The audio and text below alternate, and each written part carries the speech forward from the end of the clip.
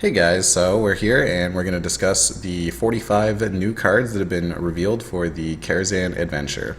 And so to review these cards, we're going to go through the neutral card releases first in order of mana, and then we'll go through the class cards after that. I'm going to look at each card individually and give it a rating out of 10. So 10 being absolutely amazing, will win the game every time.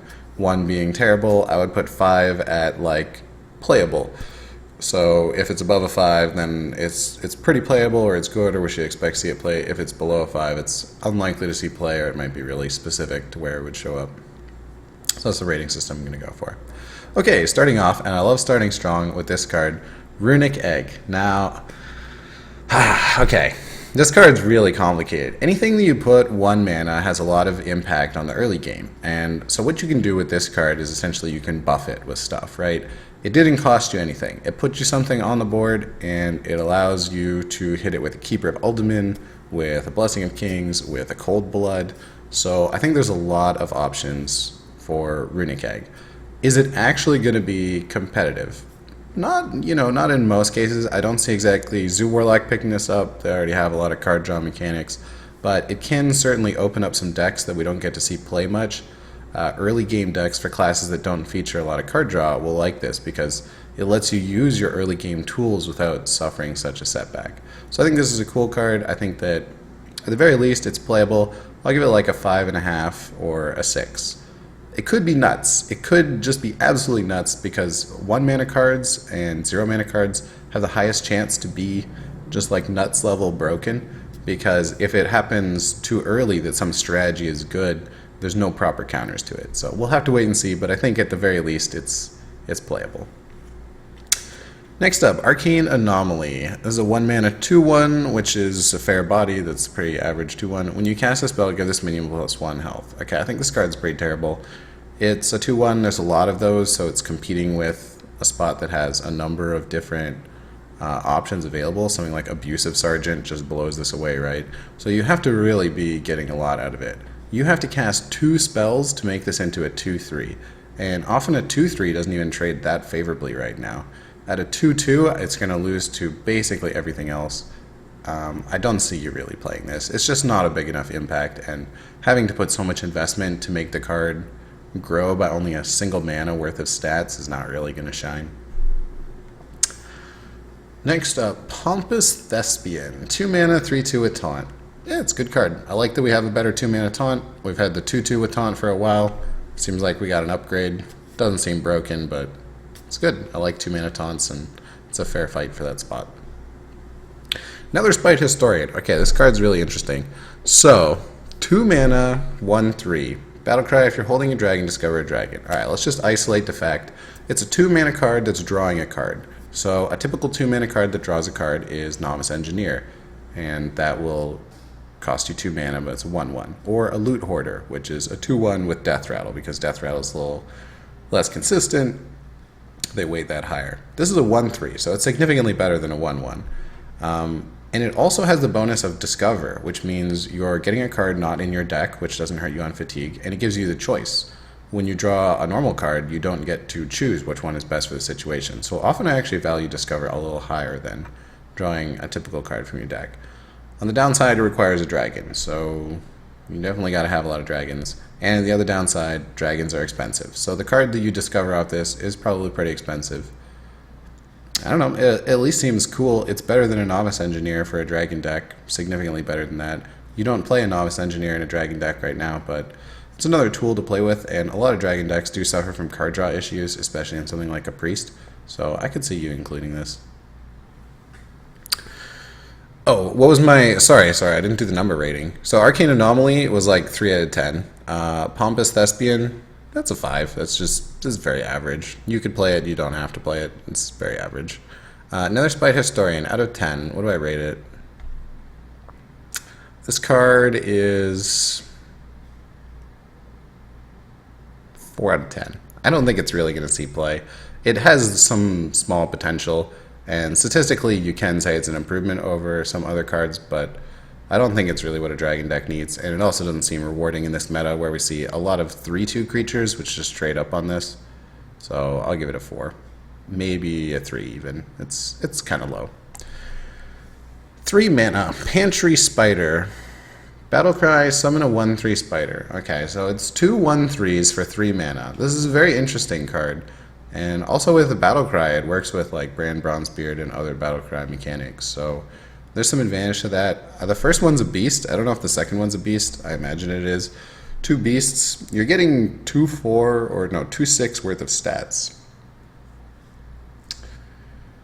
I mean, it suffers from the same problem as this guy, right? If 3/2s are common, then a 3/2 just kills it, and that was, you paid an extra mana for something that only traded with a 3/2. But I think this definitely has some unique synergy capable, and it adds more health to the board than normal 3-drops are capable of doing. So if you just want to add pure HP and you're against like 1 health minions, this is a super solid 3-drop, probably one of the best. On par with like Ravaging Ghoul for how well it can deal with early game 1/1s.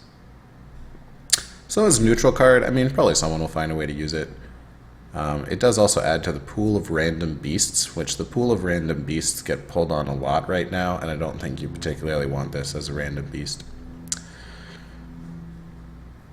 I will mention that for all these cards that we see are tribes, such as like this guy's a beast or this guy's a dragon, there are a number of these cards that were released that are giving buffs to versions of these cards, so noting the tribes on things is feeling a little more important at the moment. That having a tribe is actually almost like having +1 stats in some cases. Rating out of 10, this guy is, I don't know, it's hard to say. I give him a 4.5. I don't think he's really playable. He's just on the edge. If the meta was great, he could be good. If the meta was great for him, he could be like a 6 or even a 7. But I'd put him 4.5. He's just below playability. Zubat, 3 mana 3/3. Okay, there's a lot of 3 mana 3/3s, and this is a solid stat line for 3 mana, but it's not exceptional. Give a random friendly beast, dragon, and murloc +1/+1. Okay, so when you have one of them on the board, you're playing 4/4 of stats for 3 mana. And that's pretty good. You're happy playing 4/4 of stats. So even with just one of those creatures on the board, I think this card is questionably worth it. So it's not like you need to hit the 2 combo every time. You're still playing a very solid 3-drop at that point. And consider that the +1/+1 stats you're adding kind of has charge. You're giving it to a creature that was already there or already able to attack. And then as soon as there's 2 creatures, it's unquestionable. You're playing 5/5 worth of stats. If you could manage to get 3 in, I mean, it's godlike, but is that really going to happen? I'll put this at, yeah, it's playable. I mean, even with just 1, it's a 4/4 for 3, so I'll give it a 6 out of 10. I think that you could make decks with 2 tribes at the moment, not super difficultly, and even with just single tribes, it's not even a bad play. So yeah, 6 out of 10 for Zubat. Violet Illusionist. During your turn, your hero is immune. Okay, 3 mana 4/3. 3 mana 4/3s are pretty bad most of the time. You want more health once you're playing a 3 mana creature, because in a lot of cases people are using removal such as weapons or spells to kill it. So a 2/3 is as valuable as a 4/3 against a Fiery War Axe. So having 3 health on a 3 mana creature is often not great. During your turn, your hero is immune. Okay, so that's like super situational, right? Definitely for weapon classes, or maybe like a Warlock that wants to life tap and keep this alive. I don't think this is really going to see a lot of play. You could pick it in an arena as like a 4/3, and you might find some really cool synergy that helped you for a turn, but even if you kept this on board for 2 turns so that you got the full weapon value, it was like a 4/3 that healed you for 6, and that wasn't exactly game winning. So I gotta rate this below playability. I'll put it at 3.5. I don't think it's really ever going to come in. Okay, this guy's very cool. 4 mana 3/2, summon a 0/5 minion with taunt. We have not seen just like a flat out get out of my face taunt in a really long time. Sludge Belcher was a good attempt at that because it was 2 taunts, right? And oh man, was that strong. This is not a trading taunt, and the only thing I can think of like this is the Shield Bearer for 1 mana, which doesn't really see play, and the Moshigun Warden for 4 mana, which is a 1/7. This is way better than the Moshigun Warden. The taunt body is independent, so you can like stack buffs across the 2 of them. And once the taunt dies, you're still left with a fighting creature. I think this card's pretty nuts. I can definitely think of decks you could play this in, or also decks that it's very strong against. You picture a Shaman with Doomhammer, right? Shaman with Doomhammer is coming at you, he's got nothing on the board, playing Arcanosmith, and it's going to take both of his attacks, plus another 1 damage, or like a full Rockbiter attack, and you're left with a creature behind it. So I think that this is really cool. It can see play in a number of control decks. It gives you some taunt synergy to play with. Definitely playable. I'm going to put it at a 7.5 out of 10. I expect that I can make some, maybe not 7.5, we'll say 7. It's up there. It's not godlike, but it's up there with cool that we haven't seen in a while. To grab some early taunts that stop a lot of damage and still leave you with something that fights. 7 to 7.5 out of 10 for the Arcanosmith.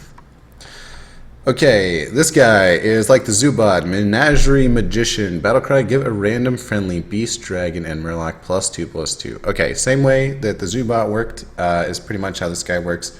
If you have just one of them on the board, you're getting 6/6 for 5 mana. And that's good. That's like the same as 4/4 for 3 mana. You're happy getting 6/6. You needed to have something to synergize it with. It's terrible on its own. But if you're hitting 2, then it's nuts. And if you hit 3, it's godlike. So I'll rate this very similar to Zubat. It's definitely playable. I'd even say this is slightly better than Zubat because the impact on the other creatures is more significant than the body itself. The fighting body of a 4/4 or a 3/3 is solid enough that improving the stats on this to like a 4/5 is a very minor difference compared to giving something which you as the player had a lot of control over what you gave the buff to. And you just picture like a 1/3 and you give it +2/+2. Now it's a 3/5. That was way better than a 1/3. Like far beyond what the stat line for this would suggest the buff is doing. So I really like this card. I think it's cool. What did I rate Zubat? I gave it a 6. I'll give this a 6.5. I don't know if it's really going to be crazy good, but at least it seems statistically pretty reasonable. Next up, 5 mana, 3/6, Avian Watcher. Battlecry, if you control a secret, gain +1/+1 and taunt. Okay, 4/7 with taunt for 5 mana is just amazing, super good. I mean, people are playing the 5/7, the 5/7 in Druid for 6 mana. This card is really good, but only if you have a secret. If you didn't have a secret, it wasn't terrible. It was a 3/6, but it's not even a beast.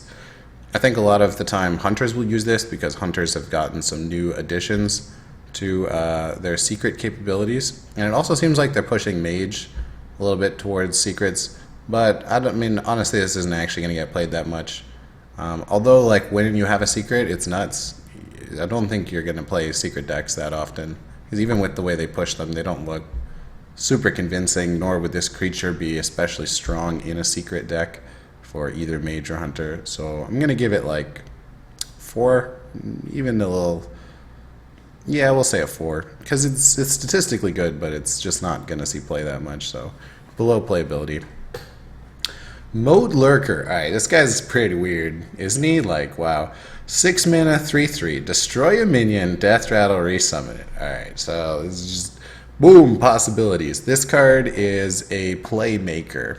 And one of the things to think about is some classes will just not care about this at all. They already have ways to destroy minions. But some classes really don't have a lot of ways to destroy minions, or could use more ways to deal with individual minions.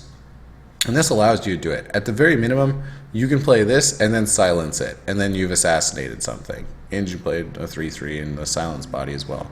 So it's giving you an option to destroy stuff. There's also some super sweet tech plays with like stealing things, destroying your own creatures was pointed out on the live stream. I don't know how this is going to get used, but this guy is a playmaker. He either will sit dead in the collection and people will realize that he's garbage, or he's going to be included in control decks as something to make very specific counterplays with to certain creatures. And I think that's cool. I think giving a neutral kind of destroy a minion is cool, and then the mechanic behind it where it balances itself out is pretty solid. The one thing I will say, if you just played this flat out, destroy a minion and then resummon it later, it's pretty awful. It was a 6 mana 3/3, so you like froze the minion for a turn or two basically for about 3 mana, and that's probably not worth it. You need to have some better interaction with this if you're actually going to do it. I'm going to rate this a little below playability because I think it makes you work super hard to just kill one creature, and not a lot of decks are going to actually make use of that, with the condition that there could be some deck that's really cool. So I'll give it a 3 because I don't think, it's a 3/3 for 6 mana essentially, and that's pretty awful. I'll give it a 3, but it's cooler than a 3. We're just rating it that because you're not actually going to play that card. Okay, next up, it's a dragon, so we really care about dragons. There's a lot of dragon fun stuff that is going to be helpful. 6 mana, 3/6. Battlecry, if you're holding a dragon, destroy an enemy minion with 3 or less attacks. So it's Shadow Word Pain and a 3/6. Mathematically, that's pretty strong. You get a 3/6, which is the best type of body for a 4 mana creature. And then, so you get the body, plus you get the Shadow Word Pain for 2 mana, and it's equal mana cost to that. But that's like a class play. Only a priest can do Shadow Word Pain, so now other classes have access to it. Before, the closest thing to this was Stampeding Kodo, which only worked on 2-attack creatures. It's really situational. I don't know if this is going to be that amazing, but there are a lot of 3-attack creatures right now, so I think you could definitely include this in some types of decks. And being a dragon gives it extra bonuses. Like, just imagine you have a Bookworm on the board, and then you buff it with the Menagerie Magician. Instead of a 3/6, you have a 5/8, and that's a really good creature. So, yeah, I mean, it's cool. I'll rate it right at playability, that I don't think it's necessarily amazing, but it's a dragon, and that counts for a lot, so I'll give it a straight 5. Arcane Giant. Okay, this guy is one of our contenders for maybe like most OP card. Costs 1 less for each spell you've cast this game. Now let's just think of the other giants for a second, okay? Let's just think of the other giants. Sea Giant costs 1 less for all the creatures on your board. You need a condition met right at that moment. Mountain Giant. It's costs less for every card in your hand. You need a condition met right at that moment. Molten Giant costs less for the amount of health you have. Also completely unplayable since they nerfed it.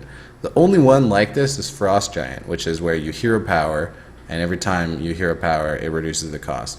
But it's way more likely that you're casting spells 12 times than you're casting hero power, because spells are actually pretty useful to you.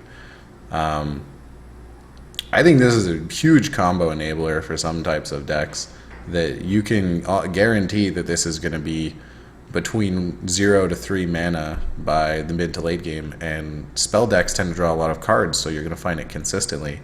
I think you could definitely include this in certain decks. Giving it taunt gives you outs against a lot of things. Seems badass. So I will rate this very high. You're not exactly going to see it in every deck, but there will be decks that could use this quite well.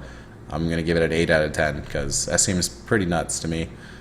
It's better than most of the other giants since it's something that occurs throughout the game, and it's better than the only giant comparable to it because it's more likely to cast spells than it is for Frost Giant to be reduced. Even like the Control Shaman right now, which I've seen play Frost Giant, would just switch it to Arcane Giant because Arcane Giant is better for them. They cast a lot of spells. Okay, almost done the neutral cards. We're into legendary territory, and man, I have to say, some people complained about the quality of cards that are released, but it does remind me of League of Explorers, where they saved the best for the legendaries, really, and a lot of these legendaries are super awesome. So, first up, Morose. I think this one, it definitely has game-breaking potential. This guy is very solid. So, think of for any aggro game, say you're playing against like Zoo Warlock or Face Shaman, they often don't have an AoE. In their entire deck, they won't have an AoE. Or like a Pirate Warrior, right? There are plenty of classes that run 1 damage AoE, and then for sure they'll kill this. And then the way for you to take advantage of that is you summon more 1/1s later with something else. And then, because they Fanonized your Moros, now they can't Fanonize your Wisps. But even just something like as a rogue, and you are against a Zoo Warlock, and you just play Morose on turn 3, that is going to give you an insane effect by the end of the game. Because the game's going to take 6 to 7 more turns. Each turn you get a 1/1 to play with, plus Morose himself can attack. I think if it's control-heavy meta, this card's pretty crappy, since most people have 1 damage AoEs, and we actually see them super commonly right now. But if it was aggro-heavy and people are not running their AoEs, but are instead trying to pressure you, this is a really fun card that can fit in a deck defensively, and it can also be aggressive just by pressuring your opponent to clear. So it has some multi-purpose use. Can definitely unstabilize certain matches, and it'll be interesting to see how that evolves. But yeah, it dies to Ravaging Ghoul, so if Warrior's still on top, that's going to be a problem for Morose until Warrior stops being on top. Barnes, alright. Oh, wait, didn't rate Morose. I'll give Morose 6 out of 10. Definitely playable, maybe even a 6.5. It's going to be better based on the meta, or worse based on the meta, but it's above playability for sure. Barnes, 4 mana, 3/4, summon a 1/1 copy of random minion in your deck. Alright, we already seen this card. This was released really early, but yeah, I'm sure we all have some thoughts on it, especially considering some of the cards that were released now. I think this even gets more advantages. And so a good example is like Barnes into Morose, right? That's awesome. You just got a Morose for free. What else could we do with some of these new cards? Even just like a Runic Egg, and then you draw a card. Taunt was great. Consider like the Hunter card, summons a Big Bad Wolf. There's a lot of things that... Where'd it go? There's a lot of things that Barnes is going to be overpowered with that were just released, and all of the old cards that we still have to experience. So yeah, this guy's going to be nuts. I think he's like a no-brainer to play. To me, this is just a new Pilot Shredder that almost every class is going to include, because it gives you an RNG advantage on turn 4 that can devastate the entire game. I'm going to give this guy a 9.5 out of 10. I think there's no reason not to play him in basically any deck. And he's pretty damn good. Maybe a 9, but I'm going to put him at a 9.5 because I think that it's just way beyond what neutral 4-drops should be capable of doing. And the amount of swing, like the amount of swing on the game that they can impact on turn 4 is, you don't even have the ability to like entomb things at that point. You can't deal with certain mechanics, but for Death Rattle stuff, it'll just get you a Death Rattle. So you pull a Cairn out of your deck, and then it's a 1/1 Cairn that turns into a 4/5. So for 4 mana, you got, well, and now your N'Zoth will get 2 Cairns back, but for 4 mana, you got a 3/4, a 1/1, and a 4/5. That's pretty good. Normally you only get a 4/5. Anyways, Prince Malchezaar. Okay, this guy's a little more balanced, but I think he's a very nice idea. Add more cards to your deck. Just give you more cards. And they're legendary cards, so they're even pretty good cards. Sometimes. You know, sometimes they're going to be good cards. Legendaries on average are better than non-legendaries, so I think there's going to be strong cards there. I think you can play this in any type of fatigue match. It's just a guaranteed inclusion in your deck. Statistically, he's a great body. You can play him on 5 mana and feel good about it. And yeah, he's giving you much more late game potential. So if it's late game stuff, this guy is just a no-brainer inclusion, but he's not really overpowered either, right? You don't feel cheated when you lost to Prince because you could have had him in your deck. Maybe you feel cheated when they got like some really ridiculous legendary setup, because there is some RNG there, but yeah, I mean, I think it's a lot of fun. I'm going to rate this guy playable. I'm going to give him a 7 out of 10. I don't think he's going to bust the game open, but in some cases he would just be played in almost all of the control decks, so I like that. Hopefully it is control deck friendly. Honestly, from a lot of the mechanics we've seen, he's probably not going to end up getting too much play because it looks a little more early to mid-game focus, but only time will tell. Next, 7 mana, 4/6, the Curator. Taunt, Battlecry, draw a Beast, Dragon, and Murloc from your deck. Yeah, I mean, this guy works in the same theme as the Menagerie Magician, where drawing 1 card as a 4/6... No, okay, so the thing with the Menagerie Magician, when he just busts 1 guy, he was still kind of worth it. It wasn't amazing, but he was still kind of worth it. Drawing 1 card was really not worth it. If it was 6 mana, 4/6, I could argue it was. Azure Drake is 4/4, so you get 2 extra health for the extra mana. But for 7 mana, you really need to have 2 of these in your deck. On the plus side, if you include like 1 beast, you know, say you put say you put the Beast in your deck, and you knew you needed that card for whatever your combo was. This guy can enable you to draw that, plus just get some other stuff with it that you might have had anyways. But I don't think this guy's really going to see much play. Probably the poorest quality of the legendaries that was released. I will give him a 3.5. Nah, I'll give him a 2. I don't think he's really ever going to see play. Even at 6 mana, it'd be questionable, so I'm giving him a 2. Medivh, okay, is he playable? I don't know, but it should be fun. 8 mana, 7/7, equip Atish, Great Staff of the Guardian. Okay, so the Great Staff, After you cast a spell, summon a random minion of the cost. One good thing to note is it actually does have attack damage, so you can hit things for 1. And although that feels like a huge waste, there will be situations where you do that and it'll actually be a good play. So an added bonus is it lets you attack as well.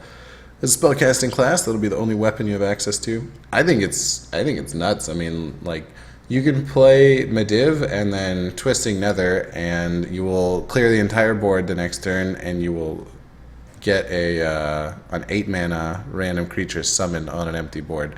Like, yeah, this guy's awesome. He's a spellcaster, late game legendary. You get control over it as the caster. It's something you can invest in as a spellcaster as well, that allows you to kind of negotiate the board better. That way you're not putting everything out at once. You can be like, haha, see, I have these 2 other charges of Atish left, so you have to deal with this, and then I'll do more stuff. So I think that's really awesome. Also, just an obvious synergy with one of the mage spells with Firelands Portal. Deal 5 damage, summon a 5-cost minion and a 7-cost minion. I think that sounds pretty good.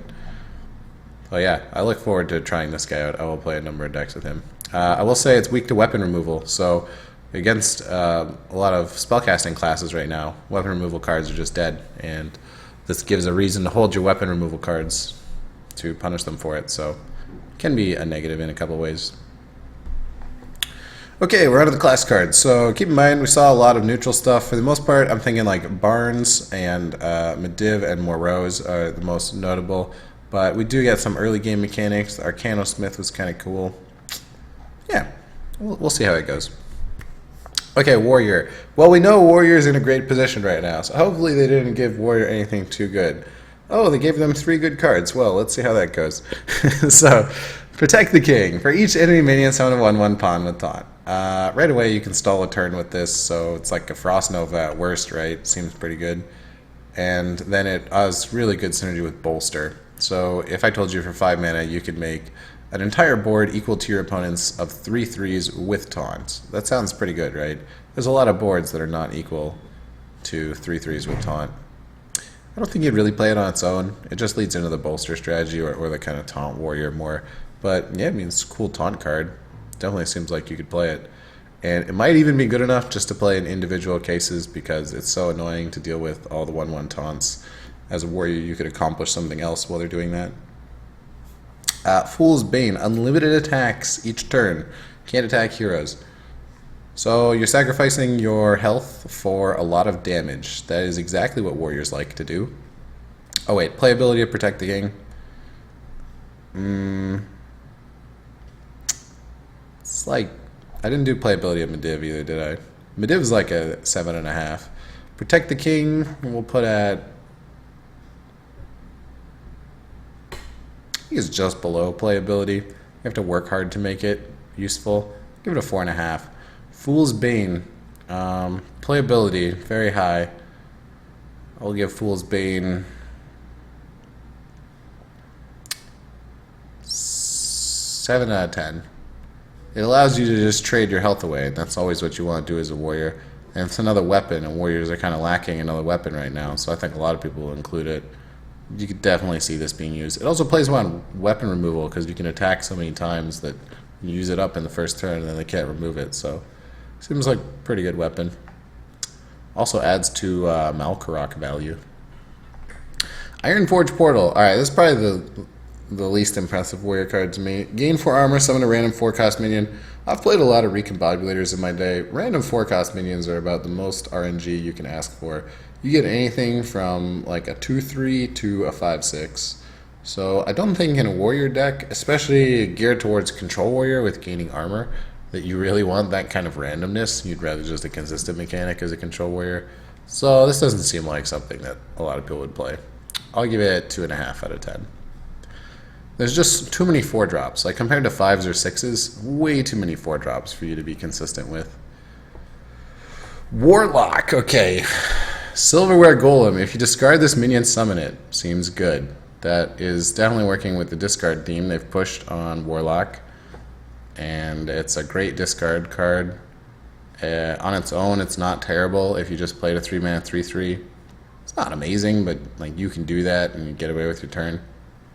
I'll give this a 5.5 out of 10. I think Silverware Golem It's definitely for discard Warlock, but there are times when that is just going to be nuts. So 5.5 out of 10. It's at least playable, even a bit above. Karazhan, summon a 1/1 candle, a 2/2 broom, and a 3/3 teapot. Yeah, it doesn't seem that good.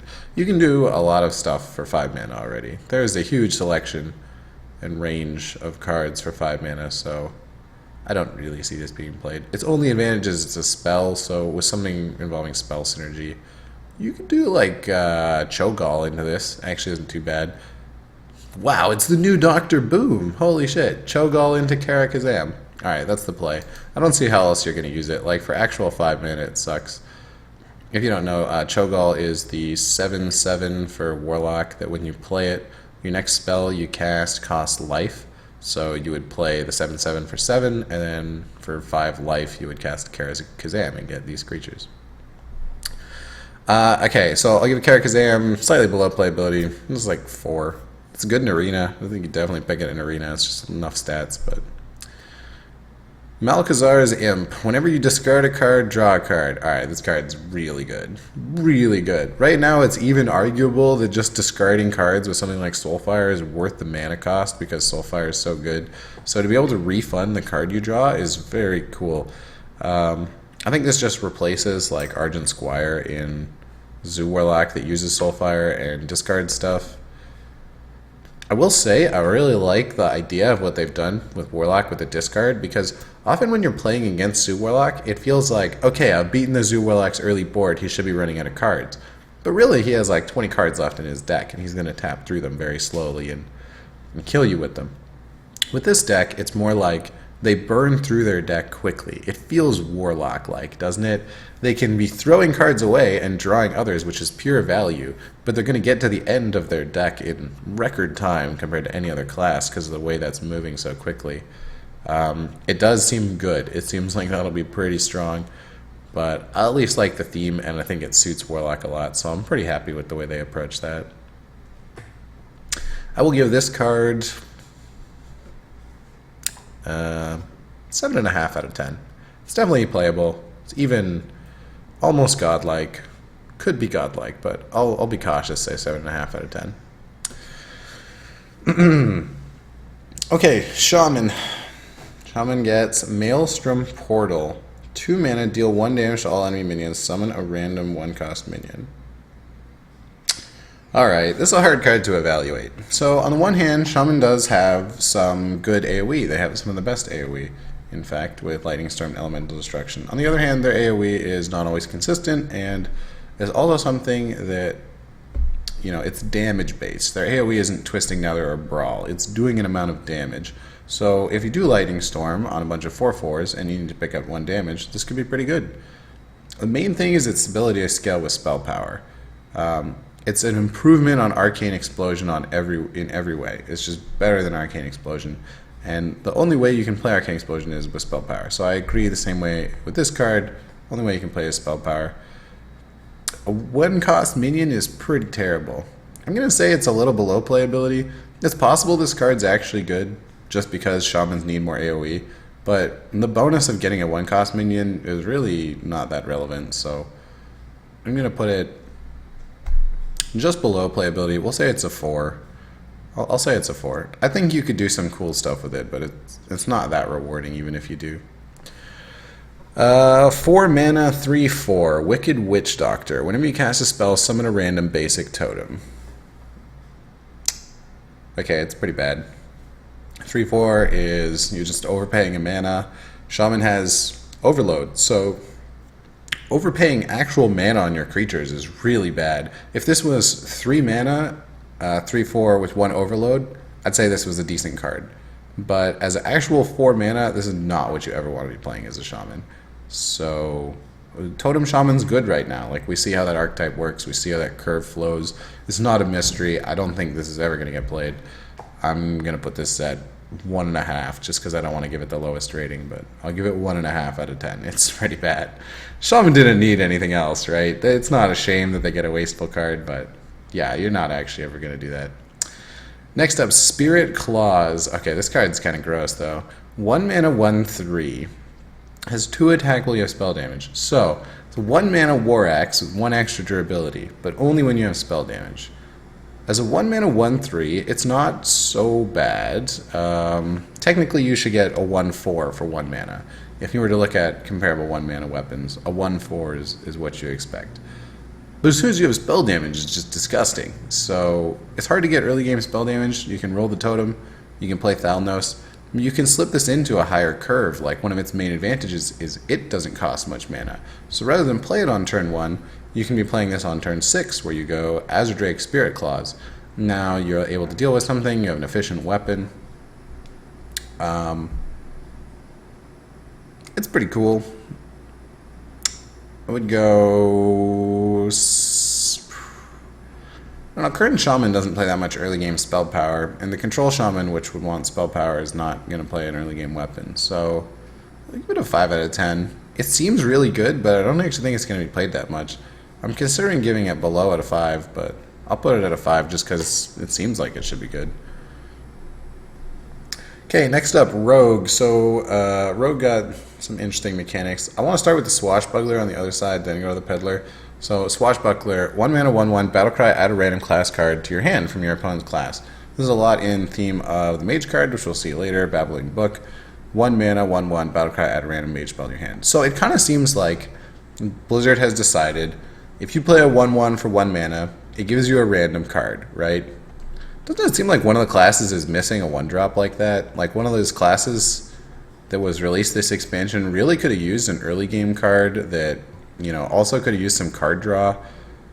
I wonder if they could have just, you know, used that mechanic for some other class this expansion. Anyways, enough trolling.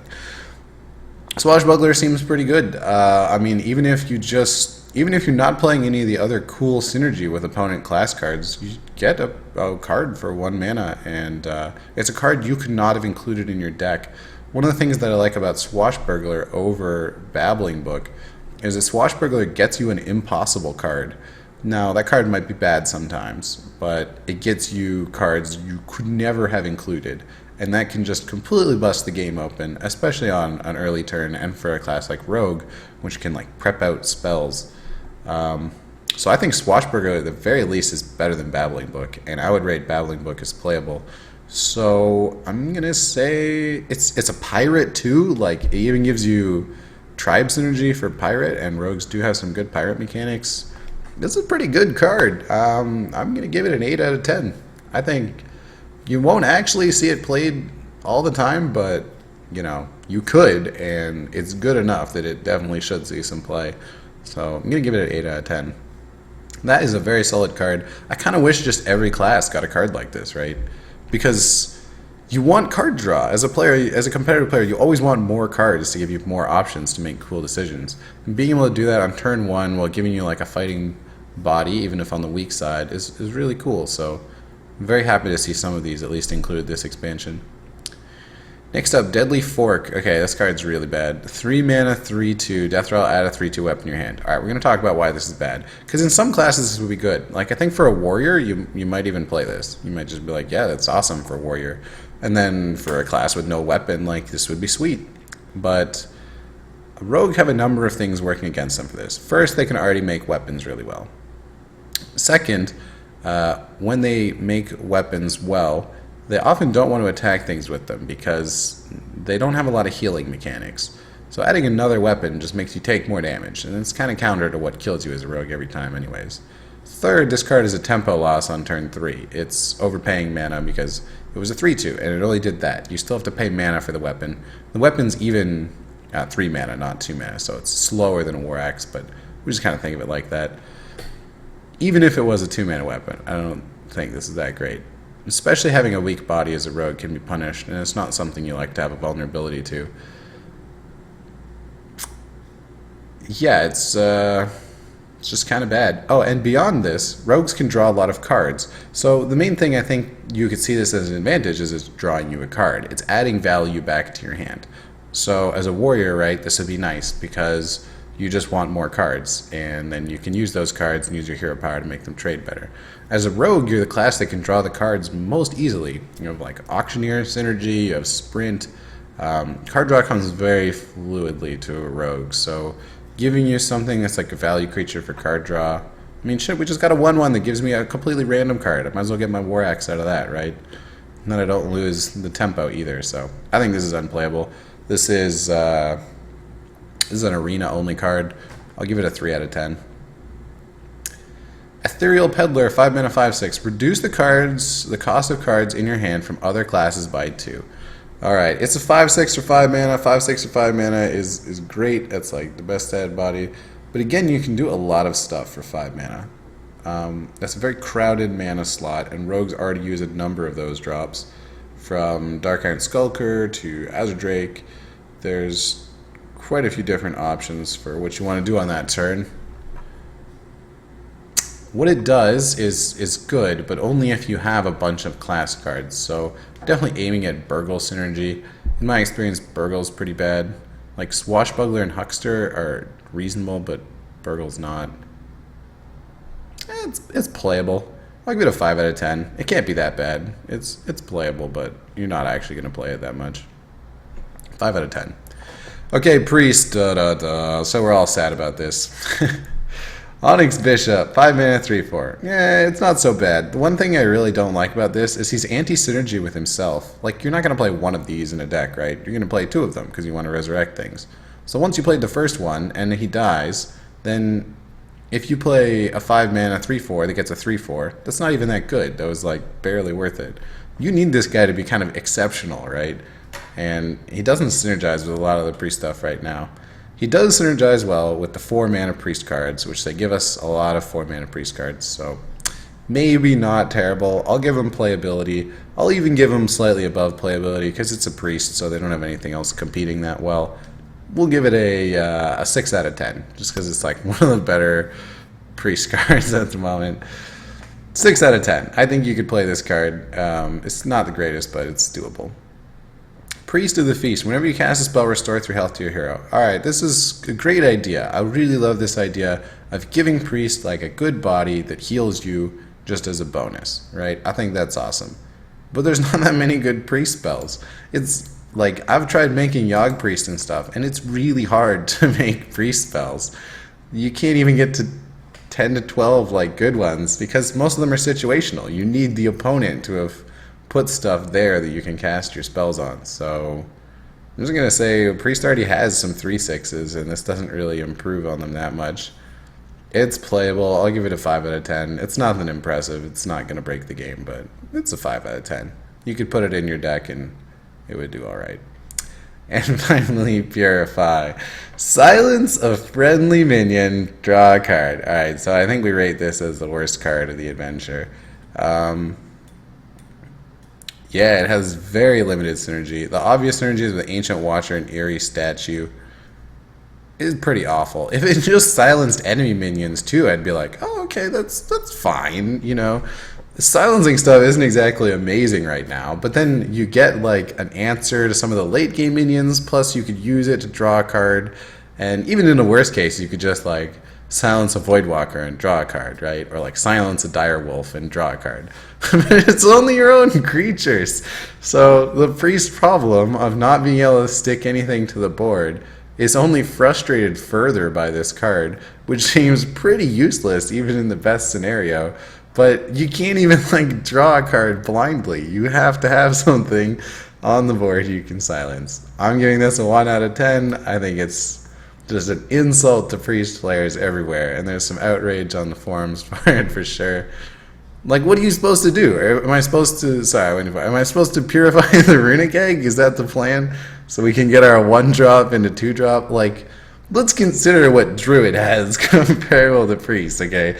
Druid, the class with like the most explosive early game start, got a 1-mana 2/2, and they have a 2-mana card that buffs a beast and gives it +2/+2 and draws a card. If Priest got that, that would be kind of fair. We'd be like, oh, okay, well, yeah, Priest kind of needed the 2-mana 4/4. Like, they were sucking pretty hard without it. They gave that to Druid, the class with the ability to get the most mana advantage in the game. So, I don't know. Purify, I feel really disrespected as a Priest player. And I'm sorry to the Priest players out there. This is a 1 out of 10. Let's move on. Let's forget about that embarrassment and move on. Next up, Paladin. Alright, Paladin got some cool stuff. I actually really like some of these. Ivory Knight. This one seems awesome. This should have been a priest card. 6 mana, 4/4. Battlecry, discover a spell, restore health to your hero equal to its cost. Okay, 6 mana, 4/4 is pretty weak. You're losing about 2-3 of stats on it, so you're overpaying quite a bit of mana for the body. Restores health to your hero, that's great. And it comes on a turn where it's really useful to the Paladin, because this is the turn where you're deciding whether you use your board clear or if you stall a turn and use it next turn. So this card allows you not only to get a piece of the board clear you might need, which Paladin really struggles with having those like super specific cards for each situation, sometimes like Equality or like Consecrate, but it also heals you that turn, so it allows you to build your board clear and stall successfully. I rate this very highly, even though it's a 6 mana card and I don't think it's going to get to see play that much. I'd give it a 6.5 out of 10, maybe even a 7. It seems super solid. The big disadvantage is that Paladins have a lot of 1 mana spells, and you don't really want a 1 mana spell from this. But even then, it's Discover, right? You got a choice. It wasn't a random card. If it was random, I'd weight it way lower. But even a choice of 3 1 mana cards, like you still get the better one for the situation. So I am quite happy with that one. Next, Silver Moon Portal, 4 mana. Give a minion +2/+2, summon a random 2-cost minion. Alright, so another portal. Summon a 2-cost minion for 4 mana. 2-cost minions are some of the most RNG heavy in terms of what they do, but statistically they're pretty close together. So you're getting like kind of a 3/3 out of this. Because often you get things that are a little better than what you expected. So you get a 3/3 and you get, I'll say 3/2 I guess, and you give +2/+2. Nah, it's alright. I have to see what you're buffing that's going to make it so good. Like if you were doing some really cool synergy with the buffs. On the one side, I will say that Paladins don't have a lot of like good filler spells, just things you can put out there. And this is a great filler spell. You can just have a hero power on the board, and you just do this on turn 4. And it's a nice way to play a spell that did something competitive for that turn. It's also a common, so for Arena, it seems like that's pretty solid. Yeah, I'll rate this playable. I'll give it a 5.5. I think it's good enough to see a bit of play, just in terms of what it does. For Arena, it's really good, in my opinion, because you're giving something a trade up, plus you're helping like develop your board all in one card. It's also a targeted buff, which is not negligible. A lot of buffs we've seen recently are random, whereas this one's saying you can pick the creature, and for Paladin you have a lot of creatures. 5.5 out of 10. Next, Nightbane Templar. Alright. So this card is pretty cool. If you're holding a dragon, summon 2 1/1 whelps. So it's a 2/3 with 2 1/1s. There's actually right now a 3 mana 2/3 that just summons a 1/1, and nobody plays that card because that card's not that great. But if it summoned 2 1/1s, I think a lot of people would play that card. The big thing with this is you have to have a dragon. There's no way you can play this without a dragon. At least the Blackwing Technician, instead of a 3/5, becomes a 2/4, and you're like, alright, I could sometimes play a 2/4. This guy is just atrocious when you don't have a dragon, so the requirement's high, but the payoff's big. It's about the most stats you're ever going to get for 3 mana. Dragon Paladin right now is not that good. Paladins are getting some other cool tools though, like Ivory Knight. At the very least, this card on its own is quite strong. So regarding the rest of the archetype, we'll just forget if Dragon Paladin's playable and look at this in isolation. I'll give this 8 out of 10. It's basically the best out of 3-drop in the game. Only thing I would compare to is Imp Gang Boss for 3 drops, but it does have that requirement, so it's not a 10 out of 10. Next, Mage. Mage got some pretty good stuff. Babbling Book. So again, same with the Rogue. I really love these 1 mana, play a 1/1, add a random card. I think that you can do a lot with that as a player, where you can have something a little more early game focused and still give you some cool tools to play with by adding these random cards. Also, as a mage, 1 damage is very important. 1 damage is tremendous in some battles, especially in the early game. The difference between having something on the board and not having something on the board on turn 1 is really huge. And being able to do this consistently instead of just having only Mana Worm is going to be a nice advantage. So I rate this card pretty highly. Give it a 7.5 out of 10. I think its big disadvantage is you're going to draw a lot of secrets, and secrets are really low value for Mage at the moment, so you're kind of unhappy when you get a secret. 7.5 out of 10. Firelands Portal. Alright, I thought about this card, and this card's looking a lot better than when I first examined it. At first I was like, well, but Mage already has some spells and stuff, and you can do damage. But actually this is just a value spell, right? This is like deal 5 damage, draw a card, and play that card. 5-cost minions are very evenly statted. You're going to get between a 3/3 to like a 5/6, a lot of 4/4 to 5/5. So you very consistently get the same stuff, nothing too extreme out of it.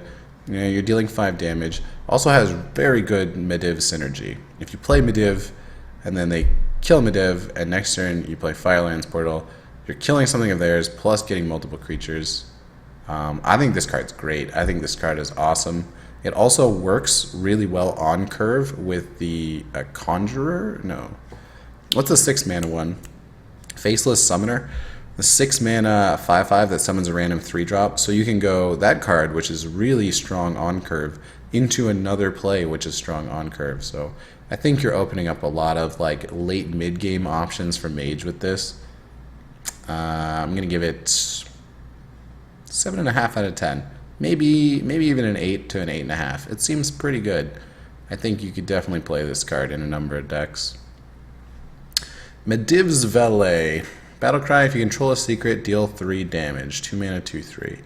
So 2/3 for Mage is a little worse than 3/2 in most cases.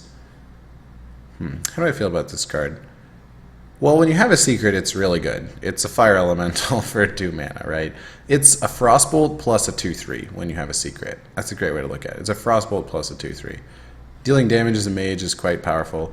I think the big disadvantage of this is not only do you have to have a secret, you have to have played the secret, and this guy will never be able to be played before that point.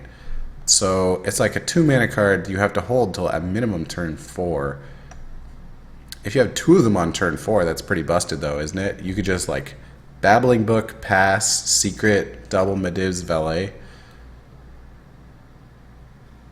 I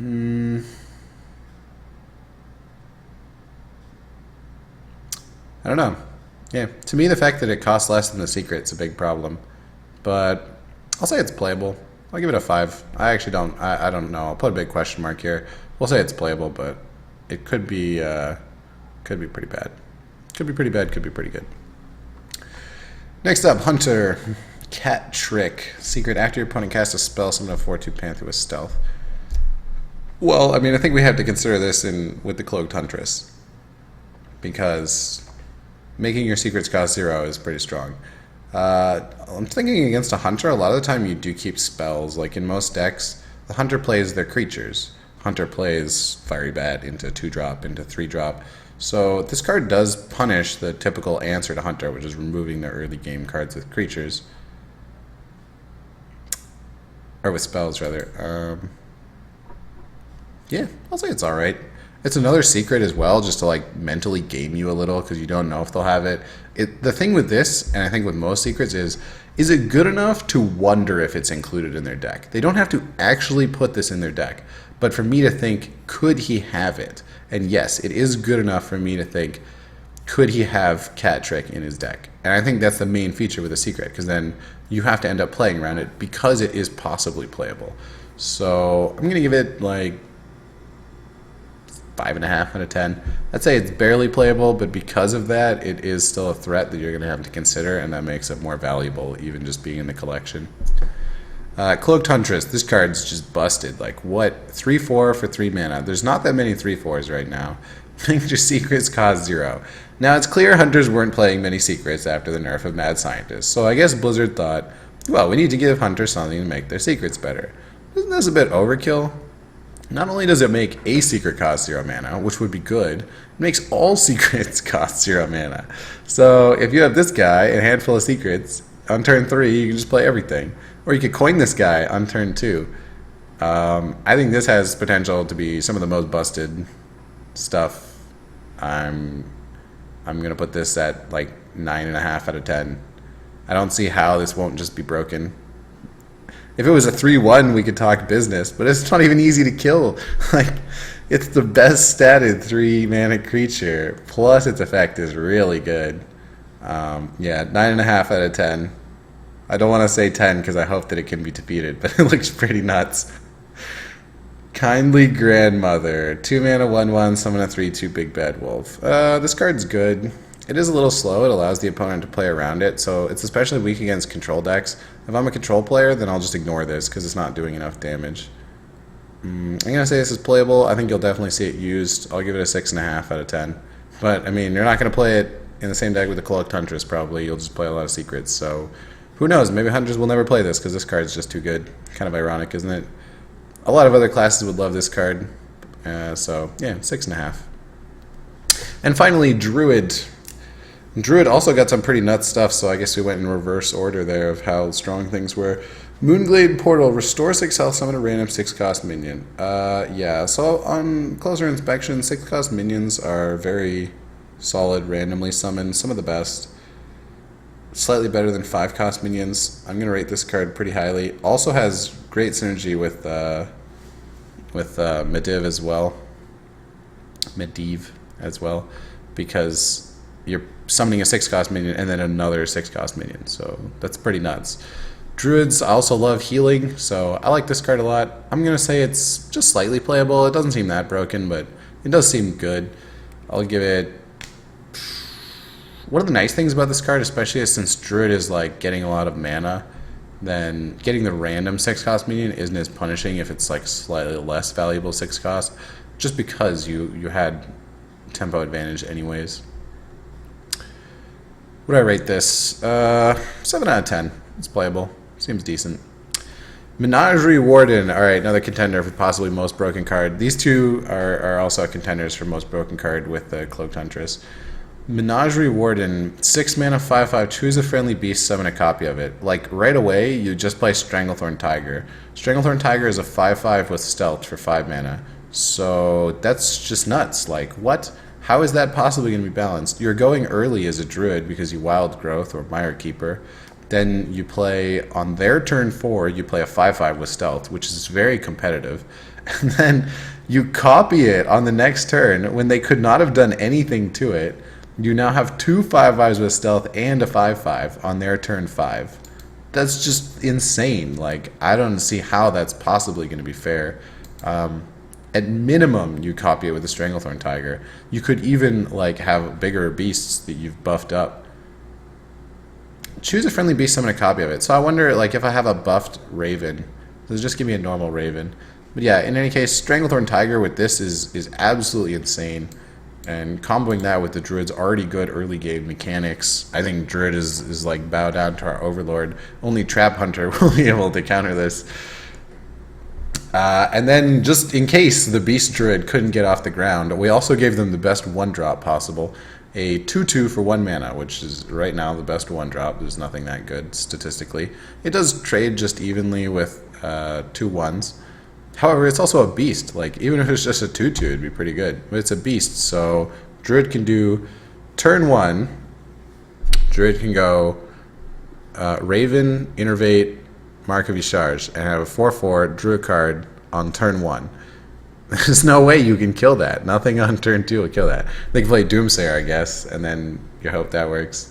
And a lot of people with this were complaining that it's not as good as Living Roots, because Living Roots, you know, you can deal the spell damage, or you can summon 2 1/1s, which is arguably better. But you'll just play this with Living Roots. You'll play them together and have disgusting early game that other classes can't stop. So Beast Druid seems pretty good. I'm gonna say, what did I say for this guy? This guy's like chance for most broken, 9.5 out of 10. This guy is not quite as broken as this guy. We'll give him like 8.5 out of 10. Definitely above playable, above average. We even get tribe synergy with the fact that it's a beast, and we've been looking before at like, oh yeah, if we just have a beast on the board, like these are pretty solid, right? So seems good. I think Druid and Hunter got the biggest improvements this expansion. Both saw some really nice stuff. Mage was good, Paladin was good, Priest was bad, Rogue is kind of just exclusive to the 1-drop. Shaman, definitely not impressive, but Shaman's already so strong, they didn't need anything. Warlock looks cool, Discard Warlock looks very fun.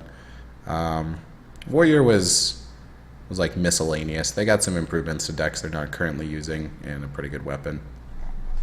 hopefully you guys enjoyed my card review and that I was reasonably accurate throughout it.